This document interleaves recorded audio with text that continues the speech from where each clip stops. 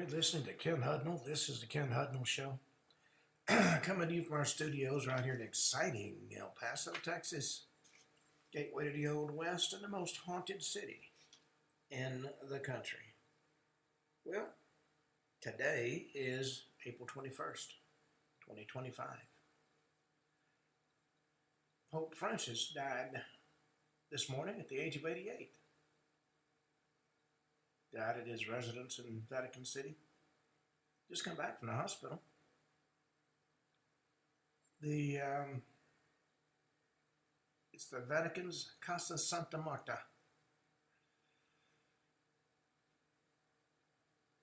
Now let's see what else. It is the 111th day of the year. 254 days remain to the year's over with. Holidays observances. Keep off the grass day. National Tea Day. And you have to remember, just because we dumped all that tea in the harbor, doesn't mean we don't enjoy a nice glass of tea. White House Easter egg roll. World Creativity and Innovation Day. National Kindergarten Day. Egyptian National Food Day. International Loch Ness Monster Day. Yes, Nessie's been making headlines for quite some time. And my guess is continue to do that for the foreseeable future. National Chocolate Covered Cashews Day. There's nothing like a handful of cashews, let me tell you. National Surprise Drug Test Day. Big Word Day. National Bulldogs Are Beautiful Day. National Rendering Day. National Yellow Bat Day. Responsible for analyzing intercepted communications. It was an intelligence unit supported by Army operations during the Vietnam conflict. World Curlew Day. Those are those graceful shorebirds you see. Easter Monday. Perfect time to relax and spend quality time with family and friends. Tiradentes Day. For those who are not familiar with that, it's a special time in Brazil. Honors the memory of Joaquim Jose da Silva Xavier, a figure who symbolizes the struggle against colonial rule. Known as Tiradentes, or the Tooth Puller, because of his work as a dentist. He led a group aiming to free Brazil from Portuguese control. Orthodox Easter Monday is every kid healthy week. Feet Week, Orthodox Holy Week, which goes through, it started the Sunday the 13th and goes through today. And World Hula Week, Merry Monarch Festival. All right, let's see what we got in the way of news. I gave you the big news already. The Pope died.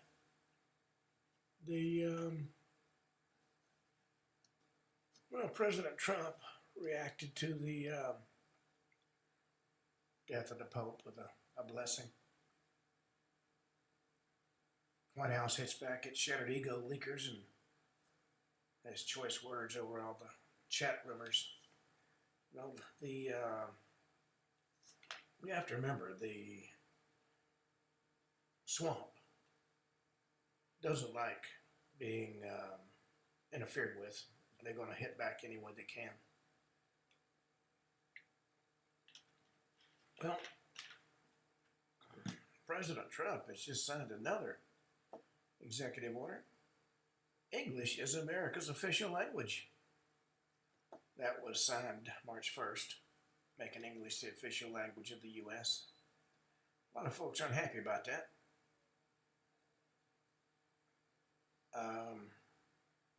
The deported illegal and suspected MS-13 gangster was also an abuser. Been transferred to El Salvador prison. I mean, quite frankly, with as many folks coming to visit him from Congress, they had to give him better quarters, don't you know? The confidence in congressional Democrats is at an all-time low, according to a new poll. In fact, Democrats' confidence in their own party's congressional leadership has tanked. Confidence rating for Democratic leadership in Congress stands at 25%. That's 9 points below the previous low of 34%. They've been used to ruling like kings and living like emperors. The 19 states in the District of Columbia now allows illegal immigrants to obtain driver's license. They're here legally, but they get all the benefits of citizenship. But if you want to fly, you have to have a state-issued real ID that has the gold star on it. That's a federally compliant driver's license. Meets higher standards than state-issued licenses. Only legal U.S. citizens or residents can obtain that identification card, while valid U.S. passports can also be used instead of a real ID for domestic air travel. The Real ID Act was passed in 2005 to heighten security requirements for driver's license, as in response to the attacks on 9/11. And though some states did comply with the law, those states that want to be part of Mexico or some other country have not. MSNBC has had it again. Simone Sanders Townsend. Now it says people of color are next after Maryland illegal immigrants are deported. She says because they can do it to them, they can snatch students off the street without any pushback or recourse. They'll do it to all of us. Abrego Garcia was a 29-year-old illegal immigrant living in Maryland. He was deported to El Salvador. And Democratic legislators are falling over themselves to go visit him.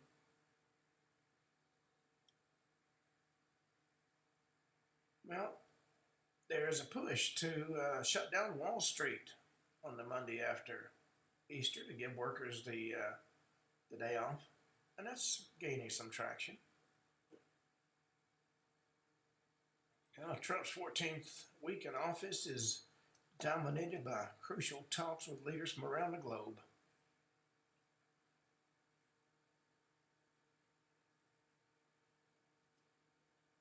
The Biden Green Energy project that he was so proud of has been stopped by the Trump administration.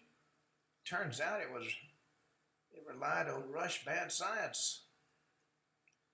The Empire Wind approval process relied on outdated, incomplete scientific and environmental analysis.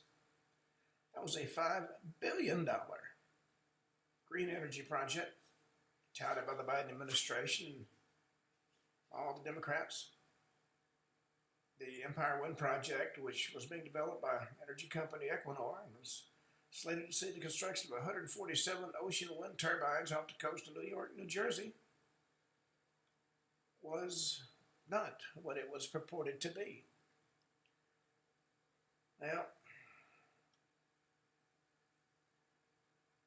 there are three who are auditioning to be Democrats next George Floyd. Those are martyrs, don't you know, that Democrats can point to that say how evil the Republicans are.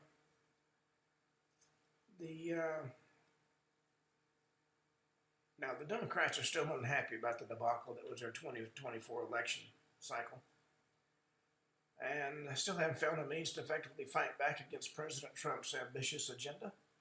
So they decided to take a page out of the past and find a martyr.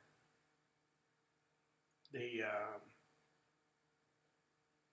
so-called Holy Trinity of the oppressed are Luigi Mangione, who murdered the CEO of United Healthcare, Carmelo Anthony, who murdered a fellow student, and of course, Kilmar Abrego Garcia, the MS-13 gang member and human trafficker and abuser that the Democrats are doing everything they can to elevate to the status of a saint,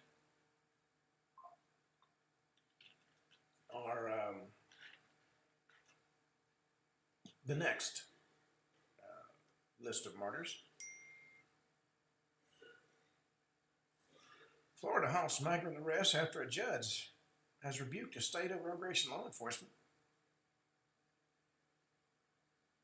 Florida Attorney General James Boothmeyer has instructed state law enforcement to halt the arrest of undocumented migrants under new immigration law after a federal judge, one of God's anointed, don't you know? It's going to be a federal judge who's going to replace Pope Francis. They're all anointed by God. Now, this federal judge doubled down on a restraining order against the state U.S. District Judge Kathleen Williams. She was astounded by the state's decision to continue making arrests after she had issued a previous order directing officials to stop it earlier this month. Under state law, it is only a misdemeanor for illegal migrants to enter Florida. And the state attorney general said he didn't have any choice. Well, these judges have to decide what country they want to live in.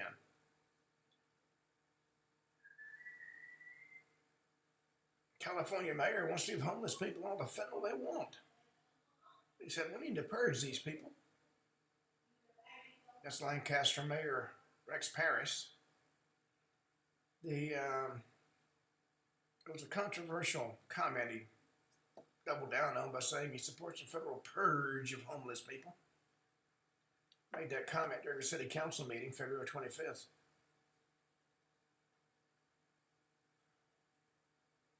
Now, all they have to do is go to the local closest official and say, no, I believe English, and they'll give them everything they want.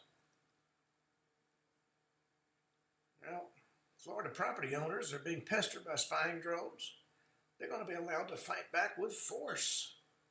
Yes, the new bill aims to increase drone regulations throughout the state of Florida.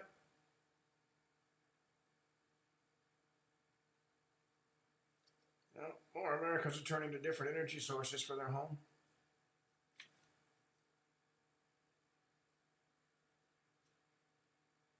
Texas, California, and Florida, top 3 states with solar energy installations growing the fastest.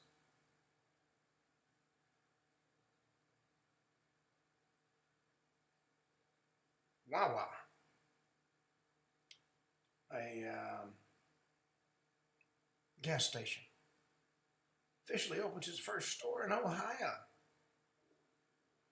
It's a popular convenience store chain. Had its grand opening Wednesday in Liberty Township, not far from Cincinnati. This took place on Wawa's 61st anniversary.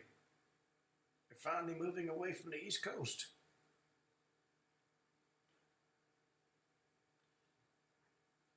Well,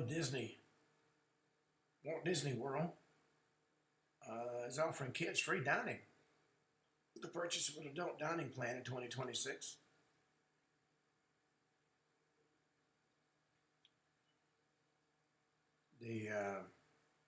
Sometimes you have to wonder if Disney World even knows what country they're in. Well, Trump's tariff fight ramps up as he fights to stop freebies for global freeloaders. Vivek Ramaswamy says it's time to take on the administrative state. David Hogg just will not go away. He believes that his view of the world is the only view. And he has just donated $100,000 to help fight Democratic officials who... he's the assistant chair of the Democratic... he's the vice chair, Democratic National Committee. And he and former Chief of Staff to President Donald Trump, Reince Priebus, have got it on this week with George Stephanopoulos over the deportation of Kilmore Abrego Garcia. And he said he'd have Hogg removed from the party if he were in charge of the DNC. And Hogg said they're going to spend $20 million to primary older Democratic incumbents. Got to get some new, aggressive folks in there. Well, Fruit Tree Gifting Company gives the gift of the American dream. It's a planogram. Sells more than 200 types of fruit trees. Gardening used to be a backyard hobby for a lot of folks, and now it's taking that next step. Well, the new America's Most Wanted puts migrants, what they're calling the worst of the worst, on notice. John Walsh is returning to host America's Most Wanted on Fox with Callahan Walsh.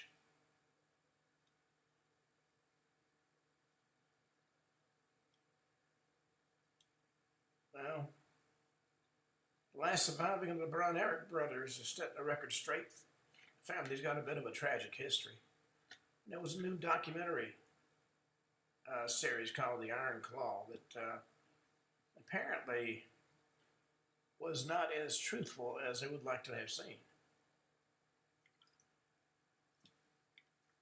Alrighty. Well, in some of our previous shows, we have talked about strange creatures. How about a giant salamander? Reports about lake monsters abound from various places on the planet. Among the most famous are, of course, Scotland's Loch Ness Monster, Ogopogo, which you can find in Okanagan, and Champ in Lake Champlain. Now the big question is, if the creatures are real, what are they? Monster hunters suggest they might be related to the Paleosaurs, marine reptiles that are believed to have become extinct tens of millions of years ago. Other folks believe the creatures might be immense eels. And then, of course, there's the giant salamanders. Now, salamanders are amphibians, that are noted for their long tails, blunt heads, and short limbs. And in the case of the Chinese, giant salamanders can reach lengths of 6 feet. But it's believed that it's possible that some salamanders can grow much larger, even to the extent of 15 or 20 feet. Now, you might think that's incredible and implausible, but maybe not. Now, Steve Plambeck is an authority on the giant salamander theory when it comes to the matter of the Loch Ness Monster. According to him, Nessie is a bottom-dwelling, water-breathing animal that spends very little time on the surface or even in mid-water, though just enough to be spotted visually or by sonar on very rare occasions. Yet forays from the depths are most likely made along the sides of the loch to feed on the fish that are predominantly found along the sides or in shallow water above the underwater cliffs that drop off into the 750-foot abyss. Now, this type of behavior is only consistent with a fish or an aquatic amphibian that can extract all that's needed oxygen directly from the water. And as seldom as it happens, for reasons not only the animal itself, it also leaves the water for brief stretches, as observed most famously on the Spicer and Grant sightings in 1933 and 1934. Might be said as nothing new. It's a centuries-old tradition among the Highlanders that the kelpie or water horse of Loch Ness does come ashore. There's a key behavioral trait to take into account if we're trying to distinguish fish from amphibians. And there have been some arguments made when it comes to the matter of the creatures of Loch Ness possibly being huge salamanders, or at the very least, some kind of large unknown amphibian. It's, according to one theory, they're Might seem ridiculous at first, but in China there is a species of giant salamander can grow up to 6 feet long. Animal which is long enough and odd enough that if it surfaced in a lake, onlookers might be forgiven for thinking it was a monster. And there's some other similarities between this Chinese creature and Nessie. Chinese giant salamander lives in very cold fresh water, which certainly describes Loch Ness. They're found in rocky streams or mountain lakes in remote northern China. And they're as elusive as they are endangered. And best of all, the Chinese giant salamander is a very sluggish animal. Rarely surfaces, spends most of its time lying at the bottom, waiting for prey to swim past. Then it strikes quickly and it retreats. It's not an active animal. It's entirely possible they could live in a lake as big as Loch Ness without ever being seen at the surface. And of course, Loch Ness Monster Authority Roland Watson has taken a hand in this little argument. He says before long neck stories begin to dominate people's thinking, somehow the view that Nessie was some sort of outsized amphibian, in particular salamander. He says he's partial to a fish-like amphibian or amphibian-like fish theory himself, so to some degree, the amphibian group is in agreement. The amphibian has its issues like any other Nessie theories, but Watson also commented on the theories of Steve Lamback. One major block to a salamander interpretation is the traditional long neck of the creature. Salamanders just do not have long necks. But the long tail of the salamander could account for this apparent problem.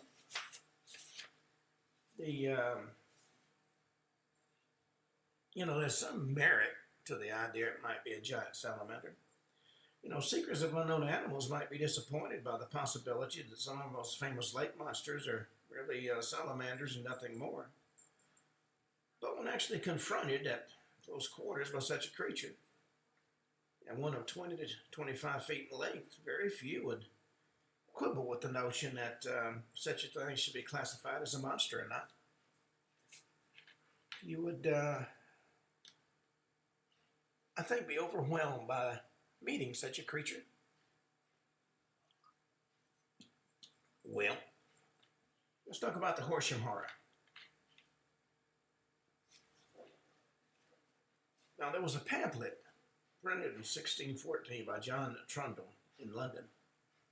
It had an extraordinarily long title, True and Wonderful, a discourse relating to strange and monstrous serpent or dragon lately discovered and yet living to the great annoyance and divers slaughters, both men and cattle, by a strong and violent poison.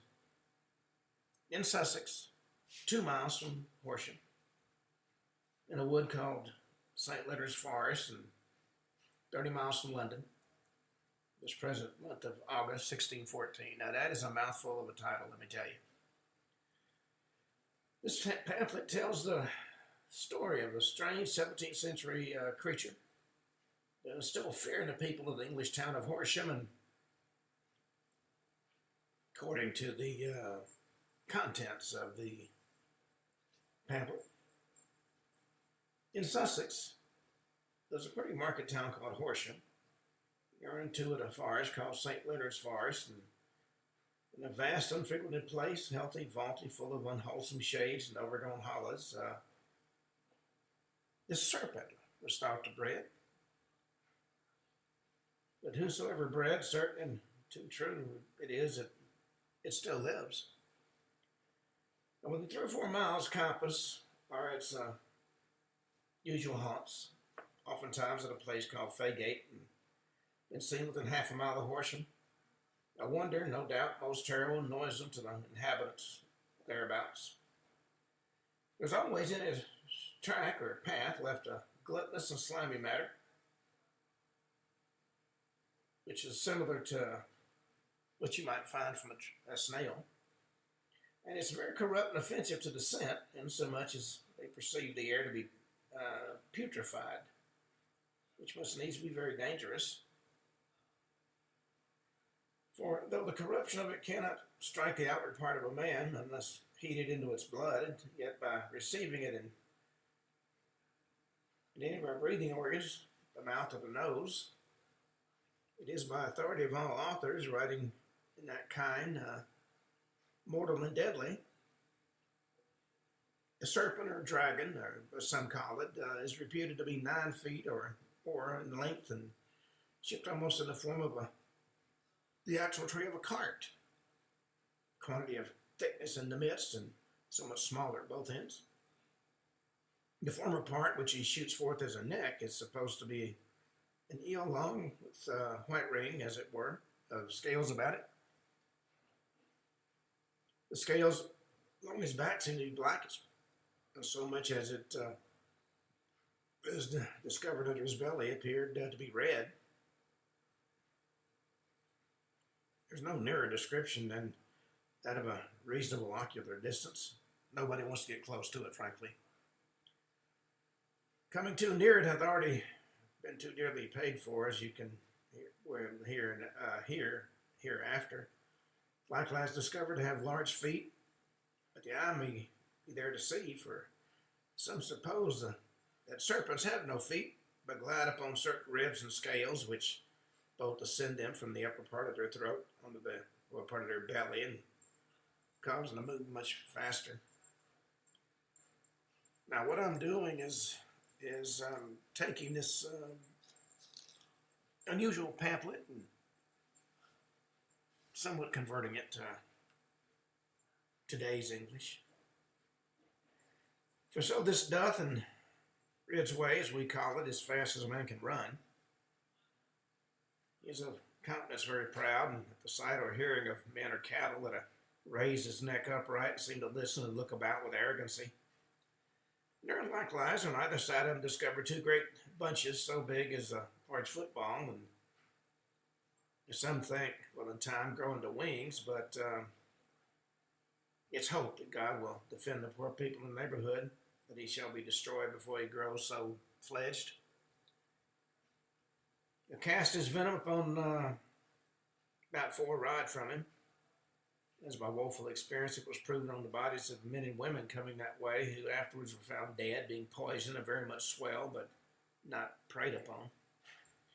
Likewise, a man going to chase it, as he imagined, to destroy it with 2 mastiff dogs, as yet not knowing the great danger of it, his dogs were both killed, and he himself glad to return with haste to preserve his own life. It has to be noted that the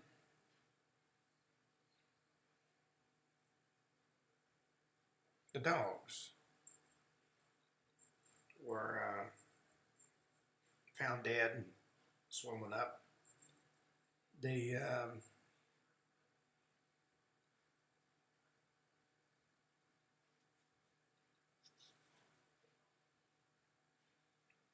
It's to be noted the dogs weren't played on, but slain and left whole. For his food is thought for the most part in a coney warren or rabbit warren, which he much frequents. It's to be found much scented and impaired in the increase it afforded.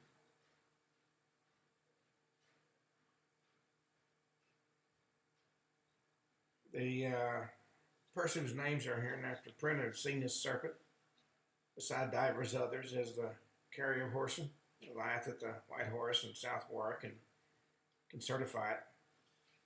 And then it's got the name John Steele, Christopher Holt, and a widow woman dwelling near Faygate. And then, turning from the Horsham horror, we have the Irish crocodile.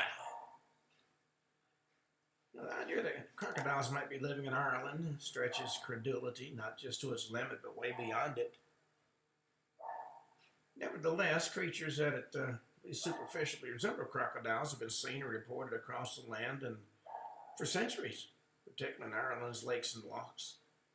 A particularly fascinating account of just such a creature was chronicled by Roderick O'Flaherty in his 1684 book, A Description of West or Harlar Connaught. Location was the waters of Loch Musk. Clerdon O'Flaherty There's one rarity more, which we may term the Irish crocodile. One is living about 10 years ago in 1674. In said experience, I was passing the shore just by the waterside and saw the head of a beast swimming, which he took to be an otter. Didn't take any more notice of it. But the creature lifted its head up to discern where the man was, and diving, swam under the water till he struck ground. And he ran out of the water suddenly and took the man by the elbow, whereby the man stooped down and the creature fastens its teeth on its pate and drug him into the water.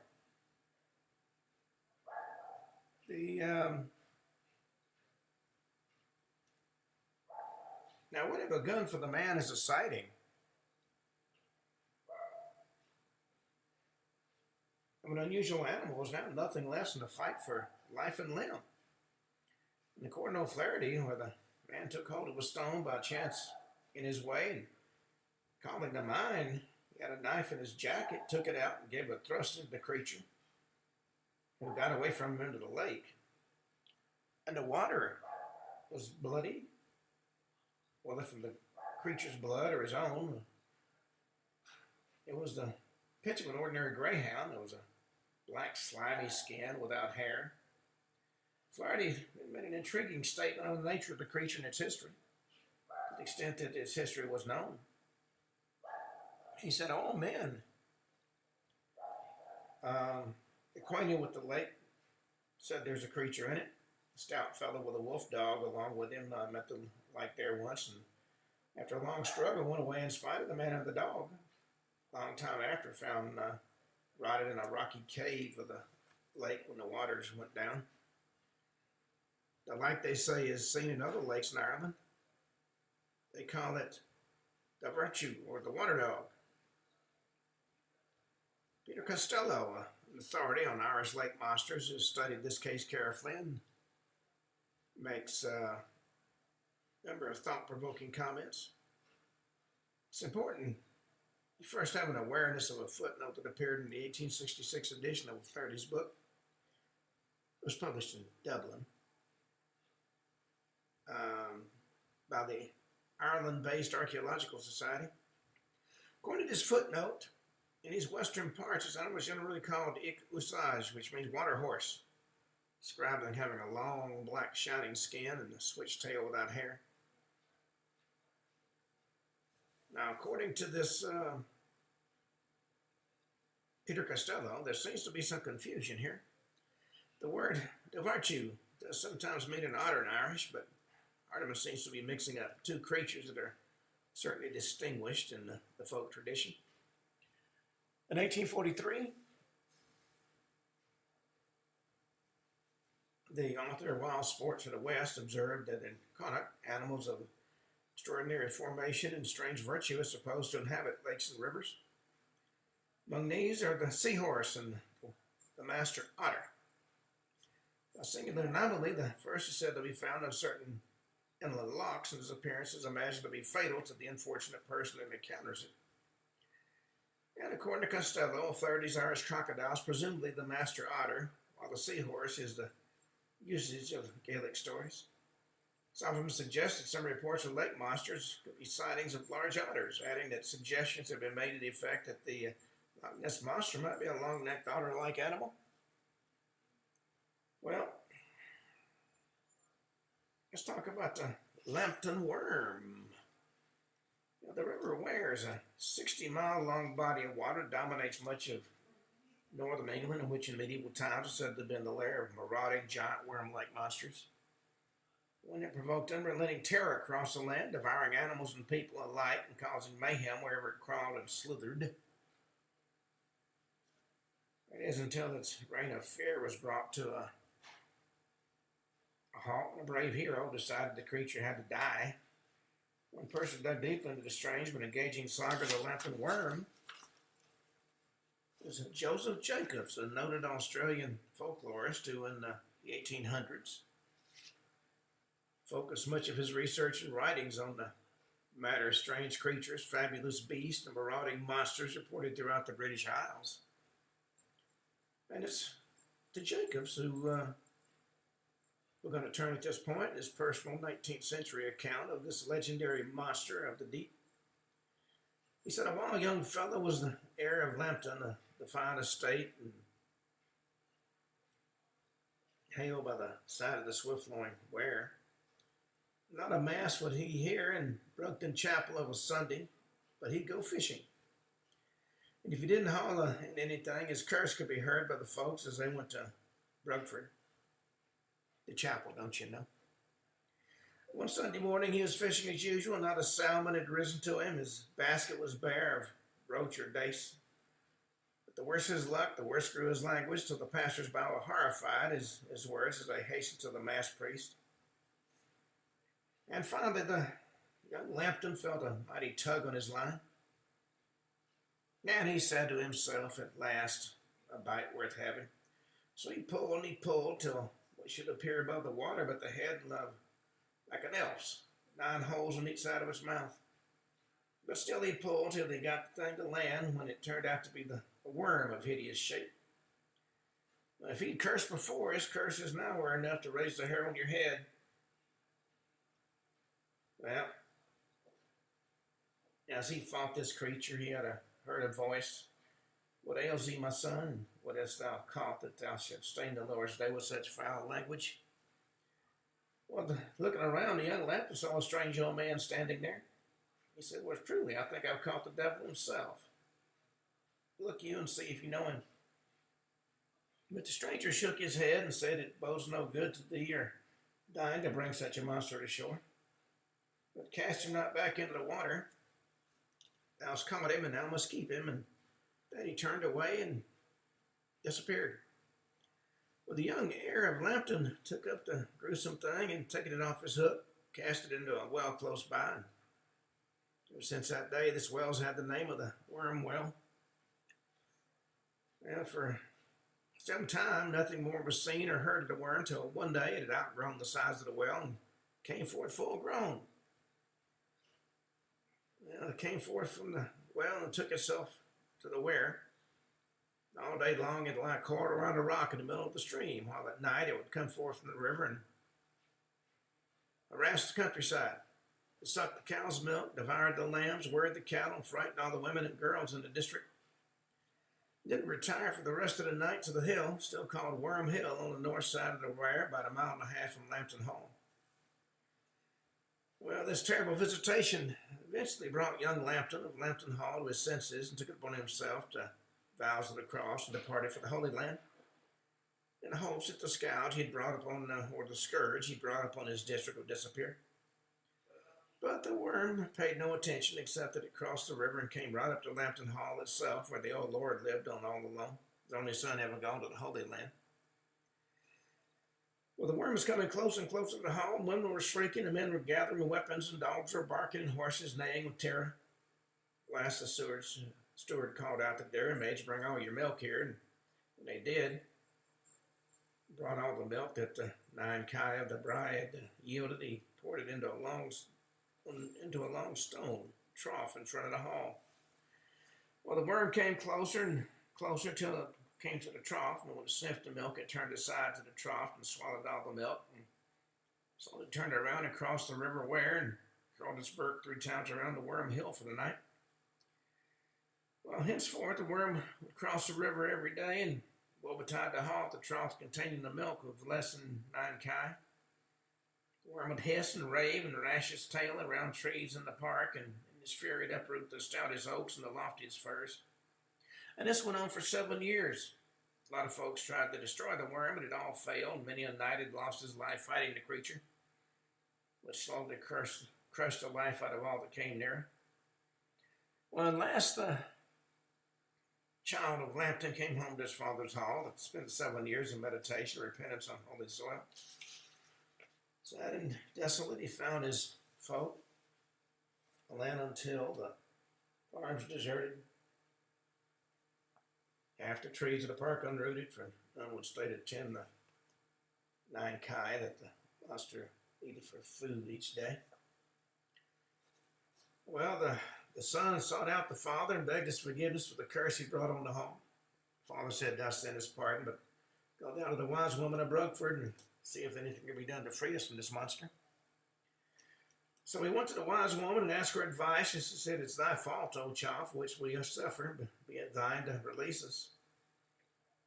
And the child said, "Well, I'll give my life." And she said, "You might have to do it, but hear me and mark me well. Thou and thou alone canst kill the worm, but to this end, go thou to the smithy and have thy armor study with spearheads, and go to the worm's rock when to wear and station thyself there. When the worm comes to the rock at dawn of day, fight him, and God will give thee good deliverance." And the son said, "I'll do it." But she said one more thing. "If thou slay the worm, swear thou wilt put to death the first thing that meets thee as thou crosses again the threshold of Lambton hall. Do this, and all will be well with thee and thine. If you don't do it, none of the Lambtons for generations, 3 times 3, shall die in his bed." Well, the child swore to do as the woman said. Went his way to the smithy and had his armor studied with spearheads. And he passed his vigils at Brugford Chapel, and at dawn that day took his post on the Worm's Rock in the River Wear. As dawn broke, the worm uncoiled its snaky twine from around the hill and came to its rock in the river. When it saw the sun waiting there, it lashed the water in its fury and wound its coils around the young man and attempted to crush him. But the more it pressed, the deeper dug the spearheads into its side, and still it kept pressing until the water was crimson with blood. Then the worm unwound itself and left the son free to use the sword. He raised it up and cut the worm in two. One half fell in the river and was carried away, and once more the head and remainder of the body encircled the child with less force, and the spearheads did their work. At last the worm uncurled itself and snorted this last foam of blood and fire, and till dying into the river and never seen any more. Well, now that's the extent of the story as repeated. I had heard a caveat to this, that when he crossed the threshold of Lambton Hall, the first one to meet him was his father. And he didn't want to kill his own father. And as a result, the next 9 generations did not die in their bed. Well, Scandinavian history and folklore are filled with tales of all manner of monsters, rampaging beasts, and deadly creatures of a fantastic nature.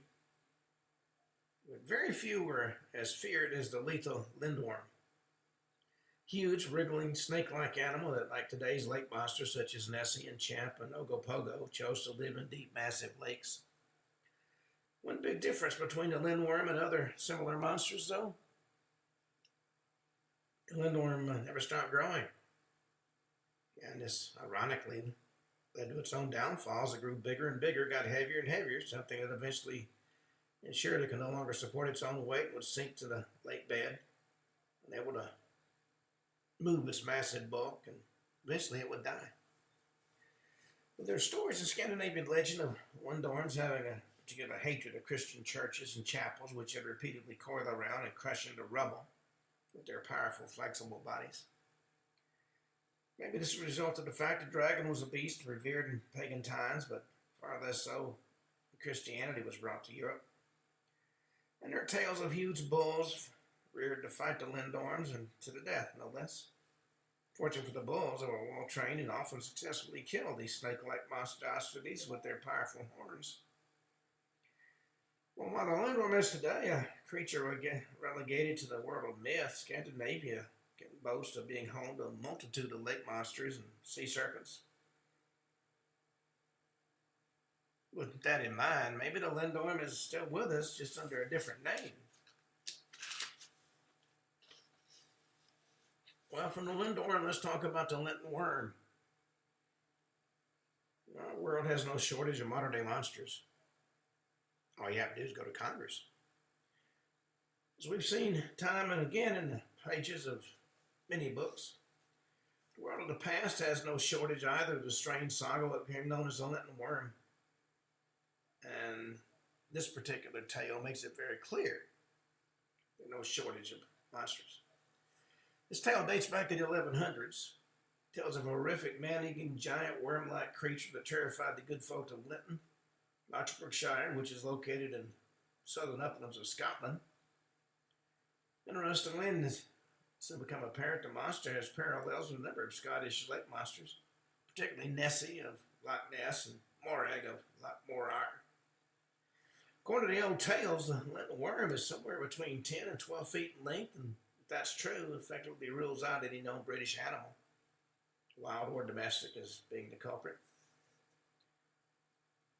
According to the old legend, the huge worm had two homes. In part, it lived in the heart of Linton Loch, a small boggy area, an ideal place for a monster to hide. Its other home was a dark abode known as Linton Hill, which even today is referred to as Worm's Den, such is the enduring nature of the legend. And this creature apparently had the ability to leave the water and slither across the landscape of Scotland. That brings to mind the number of reports of both the aforementioned Morag and Nessie both being seen on land. And by all accounts, the worm was a creature to be avoided at all costs. Cows and sheep, pigs, vegetables, even people were all food for this creature. And quite naturally, the people of Linton were thrown into a collective state of fear when the slithering thing decided to target their little village. People became petrified to leave their homes unless they become victims of the marauding creature. Doors and windows remained locked. Farmers stayed home until a man named John de Somerville arrived. When told of the nature of the creature that had brought terror to Linton, de Somerville, known as the Laird of Lariston, a local blacksmith, created for him a laser-sharp spear, which de Somerville intended to use to slay this creature. And fortunately, he did exactly that by setting the spear aflame and plunging it into the throat of the monster, after seeking it out at Worm's Den. Well, of course, the creature fought back, its wormy foam writhing and turning and twisting violently on top of the hill, but it was to no avail. Exhausted and on the verge of death, the creature retreated to its labyrinthine lair within Linton Hill. Never seen or heard from again. Well, the people of Linton never forgot the valiant act of John de Somerville, and sculpture commemorating de Somerville's brave act was created in Linton Church. It was discussed in William Henderson's 1879 book, Notes on the Folklore of the Northern Counties of England and the Borders. And according to what Henderson wrote, the sculptured effigy of the monster, which may still be seen with the champion who slew it at the southwestern extremity of Linton Church, differs from both accounts. A stone evidently of great antiquity is there built into the wall, and it's covered with sculpture in low relief and bears figures which, though defaced by time, can yet be made out fairly clearly. A knight on horseback, clad in a tunic or hauberk with a round helmet, urges his horse against two large animals, the foreparts of which are visible, and plunges his lance into the throat of one. And behind him is the outline of another creature, apparently of a lamb, and the heads of the monsters are strong and powerful, but more like those of quadrupeds than of serpents. Perplexing also to see two of them, but not the less does popular tradition connect the representation with the Linton worm. Well, both the church and the effigy are still intact and still provoking wonder, maybe a little fear to all those who visit the little village of Linton. Well, from the Linton worm, let's talk about the Loveland frog. Loveland is a city in southwest Ohio. It's got a population of about 12,000. It was actually settled in 1795. It's a small picturesque town filled with mountains of history and old buildings. And they're Loveland's resident frog people. The controversy all began in the summer of 1955, in the month of July. By 4 o'clock one morning, and all was black and shadowy, Robert Honeycutt, a volunteer with the local civil defense unit, was driving on a road on the fringe of Loveland when he spotted something amazing and terrifying in equal measures. He saw a group of 3 or 4, he wasn't sure, small humanoid creatures standing under a bridge. And incredibly, they were described as about 3 feet tall, walking on 2 legs with lopsided chests and wide, lipless, frog-like mouths and wrinkles rather than hair. Well, of course, Honeycutt was shocked, and he stopped and stared at the creatures for a few minutes, after which one of the creatures pointed a device, a weapon of some type, into the air, which gave off electric or blue flashes. Well, at that point in time, Honeycutt decided he needed to be elsewhere. He wasted no time getting out of the area as soon as possible. His destination, of course, was the headquarters of the Loveland police, where he spoke to the chief of police, John Fritz. Evidently, the strange story was taken seriously, as Fritz and one of his armed deputies kept a vigil at the bridge to try and ascertain what Honeycutt had actually seen. Interestingly enough, Leonard Stringfield, a noted UFO researcher in Ohio at the time, looked into the affair, and he found something intriguing. He said, despite my special affiliation with the Ground Observer Corps and the Air Defense Command, I couldn't get any details of official action from any of the Loveland Civil Defense Authority. That's according to Frank Whitecotton, coordinator of the Hamilton County GOC, from the Loveland Chief of Police, John Fritz. But I was able to learn from a member of the Loveland School Board that the incident was being investigated by the FBI. Now, the encounter is big news for a while, but ultimately faded into obscurity until 1972, when a new report surfaced, in which, for the city's old-timers, brought back memories of Robert Honeycutt's face-to-face standoff with a group of monsters all those years before. Well, similar to the Honeycutt affair, it was when the air was in darkness that the sighting of Ray Shockey took place.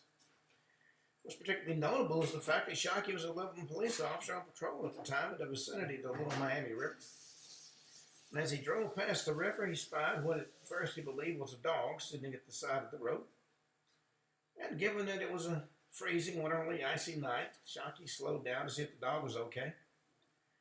And it soon became apparent this was not a dog in the normal sense of the word. As Shockey's cruiser closed in, this 4-foot-tall animal leapt up on its hind limbs and stared directly at Shockey, which allowed the officer to see its strange frog-like appearance.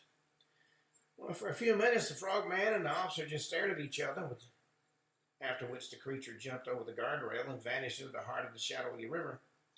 Shockey raced back to headquarters and prepared a report on what he had seen, which was his conviction he had seen something truly out of this world. In the wake of the Shockey sighting, other accounts surfaced, all of a frog or a lizard-like nature.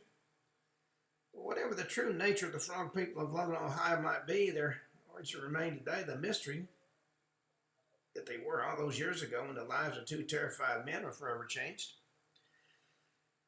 Well, from frog people in Ohio, let's talk about Marco Polo's monster. One of the most fascinating of all monster-themed stories comes from the renowned explorer Marco Polo. We're told of animals that eerily sound like dragons in the province of Karahan, which falls under the region of Yunnan in southern China. And his description of the creatures is as intriguing as it is bizarre and puzzling.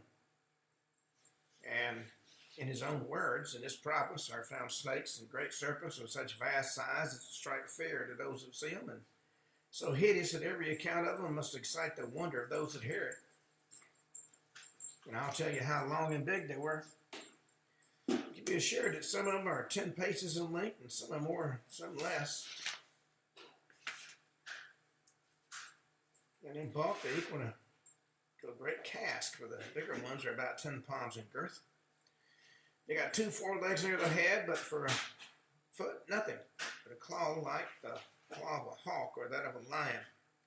The head is big, the eyes are bigger than a great loaf of bread. The mouth is large enough to swallow a man whole, and it's garnished with great pointed teeth.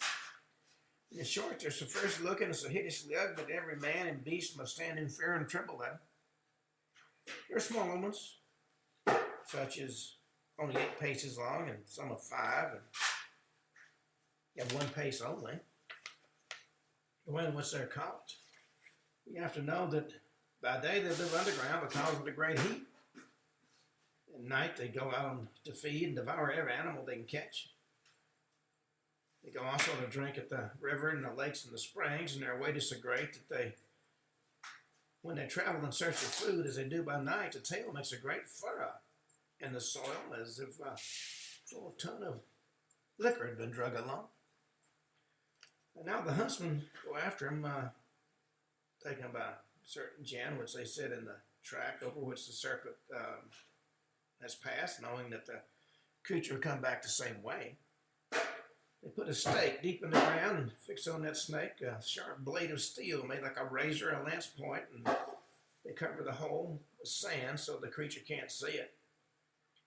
Indeed, the huntsman plants several such stakes and blades on the track, and on coming to the spot, the creature strikes against the iron blade with such force it enters its breast and rives into the navel, so that he dies on the spot, and the crows, on seeing the creature's dead, begin to call, and the huntsman knows that the serpent's dead and come in search of him. And that's the way these creatures are killed. He knows it take them proceed to extract the gall from the inside and sell it at a great price. You have to know it furnishes a material for most precious medicine. So if a person is bitten by a mad dog and they give him but a small pennyweight of this medicine to drink, he's cured in a moment. Again, if a woman is hard in labor, they give her just another dose and she's delivered at once. Again, if got any disease like the itch or maybe worse and applies a small quantity of this gall, he'll speedily be cured. So as you can see, it sells for a high price. They also sell the flesh of this creature for its excellent eating, and the people are very fond of it. When these serpents are very hungry, sometimes they'll seek out lairs of lions or bears or other large animals and devour their cubs without the siren dam being able to prevent it. Even if they catch the big ones, they themselves, they'll eat them too. And they can't make any resistance. It's worth mentioning that the noted cryptozoologist Richard Freeman is of the opinion Marco Polo may have been describing nothing stranger than a crocodile.